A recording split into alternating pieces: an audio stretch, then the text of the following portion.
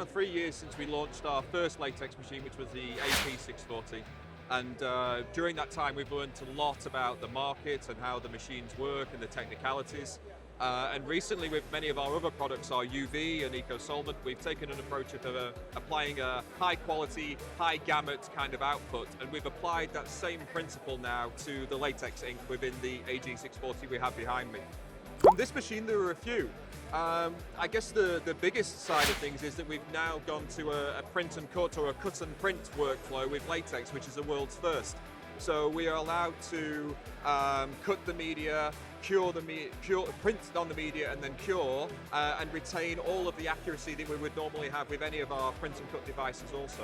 We've also had new development within the ink, the optimizer is all new, and of course new head technology. So the whole package is very, very different from our previous version, and we think we've made a huge step forward with that.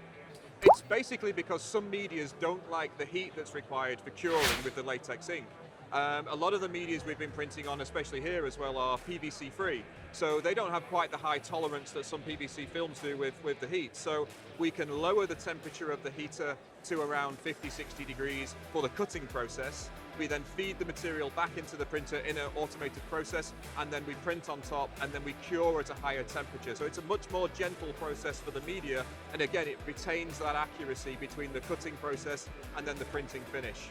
Not a problem at all. The ink is super, super thin. We can apply the ink directly over the cut line and then simply weed out all the way through. This is actually technology we introduced maybe 2 or 3 years ago for all of our products within VersaWorks. Because even with our UV or eco-solvent range, we found that there were certain medias that behaved better and performed better if we could do a cut, then print workflow. Yeah, so as part of the new system, we have a whole new ink set completely with TA2 inks. But inside there we have a red ink, an orange ink, and also a white ink. So the red and the orange significantly increases the gamut that's available. We can hit many, many corporate colors, Pantone references, and of course the overall vibrancy of the print is on point. The white also is very, very dense. It opens up a few more possibilities for applications, and when combined all those things together, the white, the red, the orange, and the cutting capability, it opens up many more applications we think for that a traditional latex market might not be able to achieve.